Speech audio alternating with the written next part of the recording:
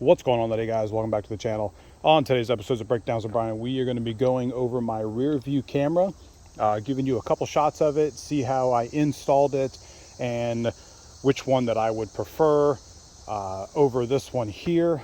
So let's get started. First of all, we're just going to do a quick rundown on how I installed it before we actually get to turning it on. As you can see, it's got two wires here. It does have a third wire, and that wire is actually for GPS. I actually don't have the GPS hooked up right now. The GPS is it's a fairly long cord, but they do want you to stick it right above the windshield here, and it's just a little 3M box here, and that will do the GPS, which does where you're at the time, and it does your speed, which is really nice. So if you get pulled over, you can go through court if they say you're doing 100 or something and you need and you're only doing like 50. You can take it in there and it'll show you what time and what place and your speed was at the time you got pulled over. So I ran it through here up into here. Some of it has fallen here over the course that I've had it. So you're going to run it up through here. It goes in there fairly easy. And depending, let's hop in. And what I ran mine up through here, in this here, under the trim here. As you can see, it's kind of popped out over the years. You can see it here. Let's hop out. I have ran it all the way down, and then so depending on where your power is, so when I ran mine from my power cord, I ran it all the way down here, and then I opened up the glove box, ran it through the glove box, ran it under here through the trim here, and then as you can see, there's my power cord for it, and it kind of just sticks out here because I have the piece here, and then it's going to plug into here for your cigarette lighter. So with it closed, most of the time it sticks over there. You really just don't notice it. You could probably go under or maybe another spot here if you really wanted to hide it, but that's not really that big of a deal. For the rear camera, once again, everything is ran up through here, comes down here, and everything from now on is really easy. You just tuck it in behind here. As you can see, this is where this is, but you can tuck it in behind here. This piece here, little trim piece, pops off real easy. Then you'll run it all the way through, so you can either run it under here or you can run it through the trim here. If you run it through the trim through the B pillar, you can run it in here, or you can run it all the way up to here. Once we get into the back, what I did was I ran it up through here, and I've got it running here through the C pillar here, and then we will pull this down. As you can see, it pops out here. There's a little piece popping out there, so it's ran up through the C pillar, comes down, and then I kind of just have it hanging because the seat itself hides it.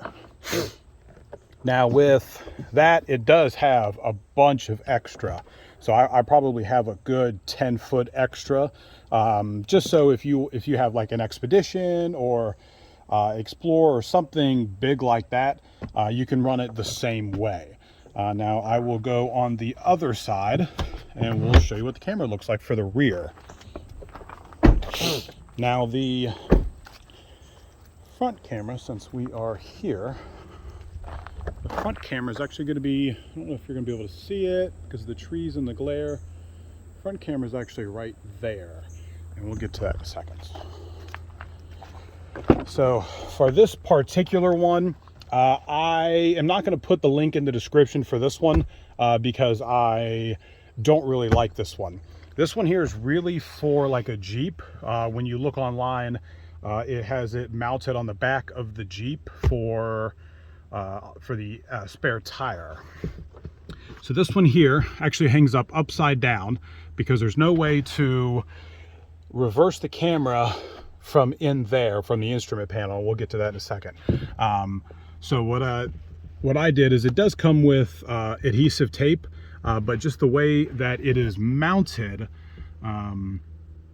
you really can't do any tape on it because it's really for screwing into it. So it does come with some screws, but what I did is I actually made this bracket here out of some plastic, and then mounted the screws here. So like I said, I'm not going to put the link in the description here, even though that the camera system is going to be about the same for all of them. If I'm not mistaken, this one's like 1380 or 1800p. Like, it's quite a bit up there for the rear camera, if I'm not mistaken. I think the front camera is like 1260, but most of them are going to be about the same. Now I like this one because I have my American flag in the back and it sits right in here. Because I have it here, I almost have no blind spot when it comes to the cars and behind and front and on the side of me. So this one, that's how this one is ran. It's actually pretty easy to run it. Now my only issue with at least this one, if I remote start the truck, the camera comes on every single time. If I come in just like this, sometimes it'll start, sometimes it won't. So let's turn the truck on. Wow, that's serious extra It will cash. give me this here.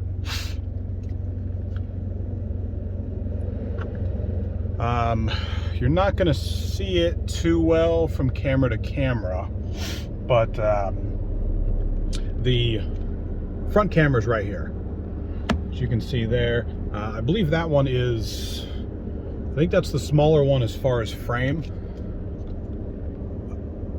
And this, and it actually, this here actually moves in and out. So depending on how much your other one here, how big this one is, you can actually move this in and out for the camera.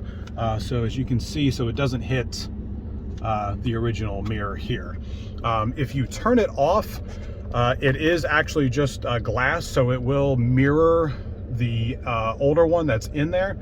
So you won't have to take this off if you don't like it. You can just power it down and or unplug it, and it will act like a normal rear view mirror.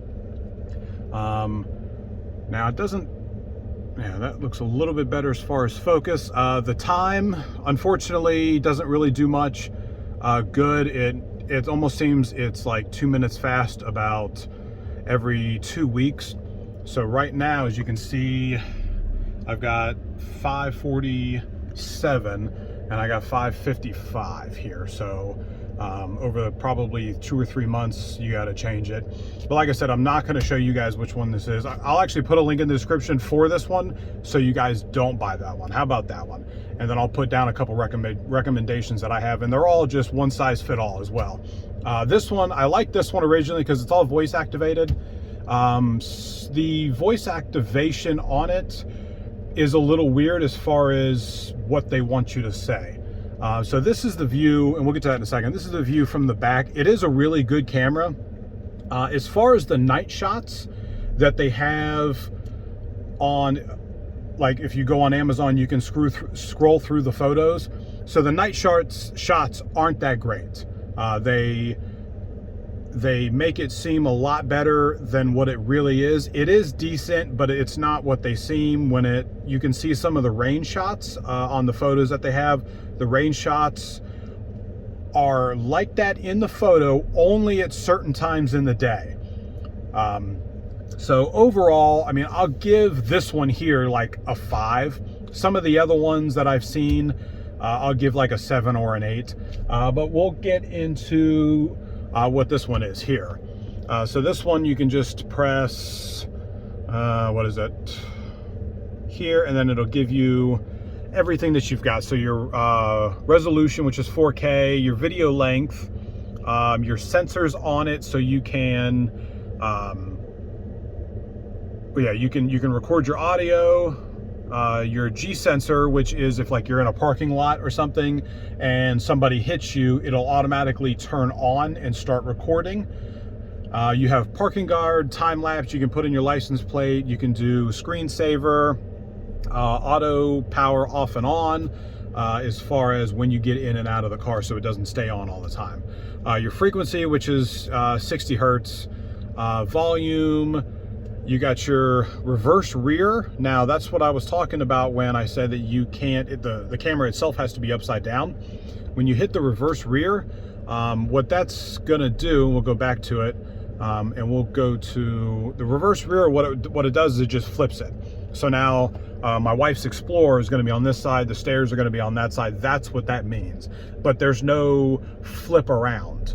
So the camera can actually be right side up. Now when it comes to voice activation, you push this and it'll give you like the voice commands. It's not gonna focus too well, and I don't like the fact that it doesn't stay on.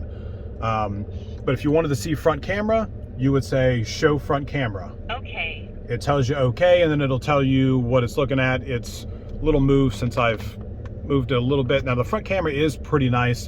What I'm looking at on the screen from my phone isn't doing the quality justice that it needs. As you can see the house here, as I look at the house here, the quality is grade A quality, rather than what I'm actually seeing on my phone screen. Now it may be different, but from what I'm looking at this here, everything is in focus and everything looks really good. You can say show rear camera, show rear camera. Okay. When you look at the front camera while you're driving, it's kind of weird. You can say show both cameras. See, sometimes it doesn't work. Show both cameras. Okay. And then it'll show you your front and your rear at the same time, which is nice. I don't recommend doing the front camera or the both cameras, because when you're driving, it kind of messes with your head because you're so used to looking at the rear camera. Show rear camera. Okay. And then the other voice activations, you can like lock the screen or lock the video. You can take a picture, you can video stop, so you'll have to turn on the Wi-Fi in order, so you have to download an app in order to view what you have on here, and then you'll use the Bluetooth and the Wi-Fi connection, and you'll be able to watch it on your phone. But everything from there will come with a little booklet full of instructions, and I'm sure it'll be different for all of them, so I'm not going to get too much into that with this one, because like I said, and I'll say it again, I'm not going to recommend this one just for the rear view camera. But overall, the picture quality is nice, and you can, it's got the touch buttons here, so you can take a picture with the touch buttons. It has, you can see the Wi-Fi here. You have the screen there, so you will actually be able to look at them here as far as the video. So you can click on which one here, and it will play what you got here. And you do have to, and for most of the cameras here, you will have to buy a separate, I think it's micro SD card, and that will be, you can probably just do 64 gigs, rather than 128, because you're really not going to save too much. But it is nice. I'm not going to bash it too much. I do like it. Would I have gotten another one? Yes, I would have gotten another one. But there wasn't a lot of reviews as far as these kind of cameras. Now, I did originally have this one here, and it's completely dead. It's been in there for quite a while. Let me see if I can, there you go. And I really did like this one a lot. This is the one that I actually used for the cops when I got into the accident, and I will see if I can put, merge the two videos together, and I'll put my accident in the video as well. This one was actually really nice. It had a mount on it as well. You could see it. The only issue with this one is it had the sensor on the front, so every time I'd put the windshield wipers on, it would turn itself on and it would make the noise, and then 5 seconds later it would shut off. But this one was always off, but it was constantly recording, and that's how these are here for both of them. How they work is they're constantly recording, but when something happens or you tell it, save the record or take a video or something like that, it will save 30 seconds from when you set it. And then depending on the duration, I've got it set for 3 minutes here. So depending on the duration you want it set for, I think you can set it up to like 10 minutes if I'm not mistaken. 10 minutes to record, and then it will shut off after that. But I did like this one. Like I said, this one was, I think it was like $80 here. And then this one was actually only like $120. They do have some really nice ones. Not that this one isn't really nice, but they have, I'll say, better ones that are up towards about $300 or $400. The average you're going to get is around $175. I think this one, I think I got it on a deal Black Friday or something like that for about $125, $150. But like I said, they're all going to be about the same when it comes to the quality in the camera itself. So if you take anything away from this one, I would definitely buy it. I do like it. You're gonna have to get used to the screen itself, to looking basically at a TV computer screen here. But that's really not going to take too long. And it looks like we have, I don't know if it'll show. No, my zoom isn't working. Got a couple of visitors back there for some deer, but I'll go ahead and put the accident in the back of this one. So if you guys like the video, hit that like and subscribe. If you guys want to know anything else about the camera or have any other suggestions, go ahead and leave a comment down below, and I'll get back with you as soon as I can. Until next time, guys.